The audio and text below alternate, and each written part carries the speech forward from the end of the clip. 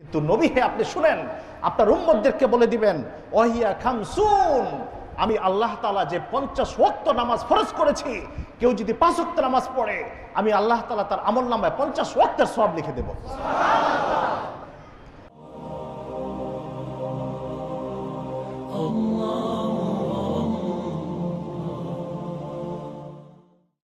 সবাই আসুন সমস্বরে, অবনত মস্তকে, হৃদয়ের সবটুকু ভালোবাসাকে উজাড় করে দিয়ে মহান আল্লাহকে স্মরণ করে জবান খুলে বলি আলহামদুলিল্লাহ। দুরুদ সালাম পাঠাচ্ছে আকায়ে নামদার তাজেদারে মদিনা সরকারে দো জাহা সৈয়দুল আনবিয়া ওয়াল মুরসালিন খাতামুন নবিয়্যিন শফিউল মুজনিবিন রাহমাতুল লিল আলামিন হাবিবে খোদা বদরুদ্দোজা শামসুল হুদা সৈয়দনা মুহাম্মদুর রাসূলুল্লাহ সাল্লাল্লাহু আলাইহি ওয়াসাল্লামের প্রতি আমরা দুরুদ সালাম পেশ করে নিলাম। সালাম পাঠাচ্ছি সাহাবীদের প্রতি, শহীদানদের প্রতি, আল্লাহর ওলিদের প্রতি। বিশেষ করে সালাম পাঠাচ্ছি আমরা যারা এখানে এতিমরা বসে আছি, আমাদের মৃত পিতামাতা যাদের কবরে শুয়ে আছে, আল্লাহ তাআলা তাদের কবরটাকে জান্নাতের নূরে নূরান্বিত করে দেখ। সবাই জবান খুলে বলি আমিন। মুআজ্জাজ হাজরিন, এই মাসটা রজব মাস। প্রত্যেকটা মাসের একটা স্পেশালিটি আছে, একটা বিশেষত্ব আছে। রজব মাসের স্পেশালিটিটা হচ্ছে এই মাসে আল্লাহ তাআলা তার প্রিয় হাবিবকে তার সাথে সাক্ষাৎ করার জন্যে সেই আরশে আজিম সবচাইতে উত্তম জায়গায় আমার রাসূলকে নিয়ে গেছেন। বলেন সুবহানাল্লাহ। এই সে রজব মাস, যেই মাসে রাসূলের মেরাজ হয়েছিল একেবারেই জাগ্রত অবস্থায়, ঘুমন্ত অবস্থায় নয়। আমার রাসূল জেগেছিলেন। রাতের কিছু অংশে আমার রাসূলকে আমার আল্লাহ তাআলা হযরত জিবরাইল ইসলামের মাধ্যমে তার সাথে সরাসরি সাক্ষাৎ দেওয়ার জন্যে এই দুনিয়া থেকে আরশে আজিম পর্যন্ত আমার রাসূলকে আল্লাহ তাআলা পৌঁছাইছিলেন।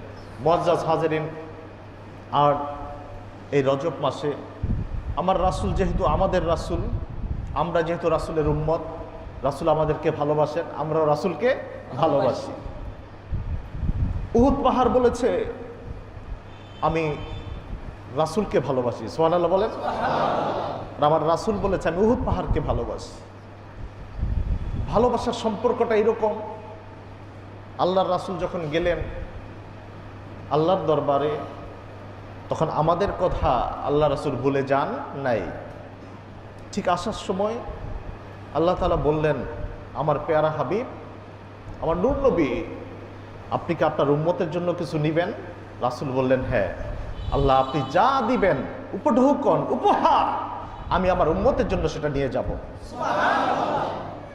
এই সেই রজব মাস, যে রজব মাস নিয়ে ভাষা তত্ত্ববিদ যারা যারা শব্দকে বিশ্লেষণ করেন, ভাষাকে সুন্দর করেন, ভাষার সৌন্দর্যমণ্ডিততা যাদের দ্বারা হয়, তারা রজবকে 3টা হরফকে তারা ভাগ করেছেন।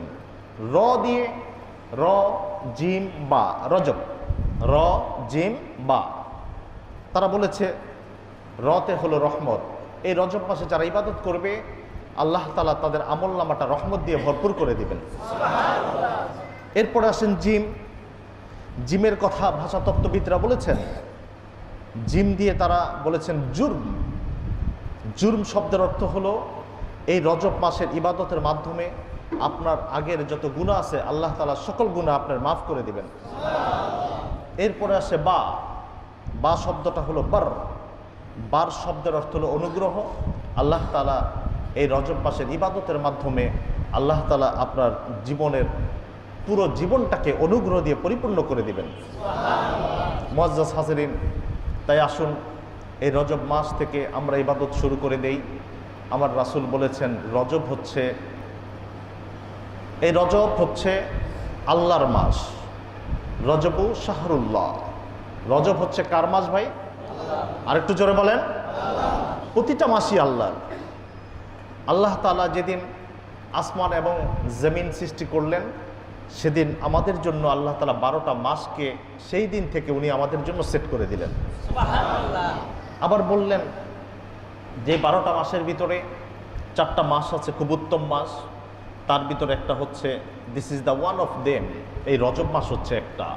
রজব, আর ওদিকে বলা হচ্ছে মুহররম, জিলকাত, জিলহজ। এই 4টা মাস আল্লাহর দরবারে এই জন্য প্রিয়, আর এই 4টা মাসকে উম্মতে মুহাম্মদী এই জন্য গ্রহণ করেছে বেশি ইবাদতের জন্যে। এই 4টা মাসে আল্লাহ তাআলা সকল যুদ্ধ বিগ্রহ সকল কিছুকে হারাম করে দিয়েছেন। এই 4টা মাসের একটা মাস হলো রজব। আল্লাহ তাআলা আমাদেরকে এই রজব মাসে বেশি বেশি ইবাদত করার তৌফিক দান করুন, সবাই আমিন। রাসূল করিম সাল্লাল্লাহু আলাইহি ওয়াসাল্লাম যখন আল্লাহর দরবারে গেলেন সে আসে আজিমে, আল্লাহ তাআলা বললেন, নবী হে, আপনি আপনার উম্মতের জন্য 50 ওয়াক্ত নামাজ নিয়ে যান। আমি এই রজবের রাতে আপনার উম্মতের জন্য 50 ওয়াক্ত নামাজকে ফরজ করে দিলাম। সুবহানাল্লাহ। 4টা-5টা কিতাবে এই হাদিসটা এসছে, যে হাদিসের মাধ্যমে আল্লাহ তাআলা আমাদের জন্য নামাজকে ফরজ করেছেন। জবান খুলে বলি সুবহানাল্লাহ। আনাস ইবনে মালিক রাদিয়াল্লাহু তাআলা আনহু قال قال النبي صلى الله عليه وسلم, হযরত আনাস ইবনে মালিক রাদিয়াল্লাহু তাআলা আনহু বলছেন যে আমরা একদিন রাসূলের কাছে বসা, রাসূল করিম সাল্লাল্লাহু আলাইহি ওয়াসাল্লাম বলতেছেন, ফাফারাদাল্লাহু আলা উম্মতি খামসা সালাতান খামসিনা সালাতান, আমার উম্মতেরা তোমরা শোনো, আল্লাহ তাআলা ফি লাইলাতিল মিরাজ, মিরাজের রাতে আমার উম্মতের জন্য আল্লাহ তাআলা 50 ওয়াক্ত নামাজকে ফরজ করে দিয়েছেন। আল্লাহর রাসূল বলতেছেন, ফারাজাতু বিযালিক, আমি এই 50 ওয়াক্ত নামাজ আমার উম্মতের জন্য হাদিয়া স্বরূপ নিয়ে যখন আমি ফিরতেছিলাম, হাত্তা মারারতু আলা মূসা আলাইহিস সালাতু ওয়াস সালাম, আমি যখন মূসা আলাইহিস সালামের পাশ দিয়ে রওনা হলাম, হযরত মূসা আমাকে ডেকে বললেন, মা ফারাদাল্লাহু লাকা আলা উম্মাতিক, হে আমাদের ভাই, হে নবী, আপনি যখন আল্লাহর সাথে সাক্ষাৎ করেছেন, আপনার উম্মতের জন্য আল্লাহ তাআলা কি উপঢৌকন স্বরূপ দিলেন? আমি বললাম, মূসা কালিমুল্লাহ, আমার উম্মতের জন্য আল্লাহ তাআলা আমাকে 50 ওয়াক্ত নামাজ ফরজ করে দিয়েছেন। হযরত মূসা বললেন, কুলতু ফারাদাল্লাহু খামসিনা সালাহ, আমি যখন বললাম যে আমার উম্মতের জন্য আল্লাহ তাআলা 50 ওয়াক্ত নামাজকে ফরজ করেছেন, জবান খুলে বলেন কত ওয়াক্ত? 50 ওয়াক্ত। ভাই পড়েন কত ওয়াক্ত? 5 ওয়াক্ত। একটু জোরে বলেন, পড়েন কত ওয়াক্ত? 5 ওয়াক্ত। কিন্তু ফরজ কত ওয়াক্ত? 50 ওয়াক্ত। ক্বালা মূসা, মূসা বললেন, ফারজি ইলা রাব্বিক, নবী মুহাম্মদ সাল্লাল্লাহু আলাইহি ওয়াসাল্লাম, আপনি আপনার প্রভুর কাছে ফিরে যান। তা আমি জিজ্ঞেস করলাম, কেন ভাই ফিরে যাব কেন? এত সুন্দর উপঢৌকন পৃথিবীর কেউ তো দিতে পারে না, যেটা আমার আল্লাহ দিতে পারে, কথা বলেন ঠিক কিনা? ফাইন্না উম্মাতাকা, হযরত মূসা বলতেছেন, ফাইন্না উম্মাতাকা, নিশ্চয় আপনার উম্মত, লা তুতিকু যালিক, তারা সক্ষম হবে না, they will not be able to perform their রুকু and সুজুদ 50 times, তারা দিনে আডে একদিনে 50 ওয়াক্ত নামাজ তারা কমপ্লিট করতে পারবে না। আপনি ফিরে যান, ফারজি ইলা রাব্বিক। আমি কি করলাম? ফারাজাতু, আল্লাহর কাছে আবার ফিরে গেলাম। ফাওয়াদা শাতরাহা, আল্লাহ তাআলা সে নামাজ থেকে কিছু কমিয়ে দিলেন। আল্লাহ এটাই চেয়েছিলেন যে আমার রাসূল বারবার আসুক, আমার সাথে দেখা হোক। সুবহানাল্লাহ বলেন। আবার যখন মূসা আলাইহিস সালামের কাছে ফিরে আসলাম, ফারাজাতু ইলা মূসা, কুলতু, আমি বললাম, ওদা শাতরাহা, আপনার কথা অনুযায়ী যখন আমি আমার আল্লাহকে বললাম আমার উম্মতগুলো তারা 50 ওয়াক্ত পড়তে পারবে না, তারা সক্ষম হবে না, আমার আল্লাহ কিছু অংশ কমিয়ে দিলেন। মূসা আবার বললেন, ইরজি ইলা রাব্বিক, আপনি আপনার প্রভুর কাছে আবার যান। ফাইন্না উম্মাতাকা লা তুতিকু যালিক, আপনার উম্মত এই 50 ওয়াক্ত নয়, যতটুকু কমিয়েছেন এতটুকু পড়তে পারবে না। ভাই 5 ওয়াক্ত নামাজই তো আমরা পড়তে পারতেছি না, যদি 50 ওয়াক্ত ফরজ তো হয়েছে, যদি এটাই স্টিল থাকতো, আমাদের অবস্থা এমন হতো, এক বেলা খেতে না খেতেই নামাজের জন্য দৌড়, আবার 1 ওয়াক্ত নামাজ পড়তে না পড়তে নামাজের জন্য দৌড়। হযরত মূসা বলতেছে, আপনি আবার যান। কুলতু ওয়াদা শাতরাহা, আমি আবার গেলাম। ফারাজাতু ফাদা শাতরাহা, আমি আবার গেলাম। আবার মূসার কাছে আসলাম, আবার মূসা বললেন, না আবার যান। এইভাবে যাওয়া আসার মাঝে এক পর্যায়ে গিয়ে আমার অবস্থা হয়েছে, ফারাজাতুহু, আমি যখন লাস্টবার আল্লাহর দরবারে গেলাম, ফাকালাল্লাহু তাআলা, আমার আল্লাহ বলতেছে, হিয়া খামসুন, ঠিক আছে এটা 5 ওয়াক্ত আমি করে দিলাম, কিন্তু নবী হে আপনি শুনেন, আপনার উম্মতদেরকে বলে দিবেন, ওয়াহিয়া খামসুন, আমি আল্লাহ তাআলা যে 50 ওয়াক্ত নামাজ ফরজ করেছি, কেউ যদি 5 ওয়াক্ত নামাজ পড়ে, আমি আল্লাহ তাআলা তার আমলনামায় 50 ওয়াক্তের সওয়াব লিখে দেব।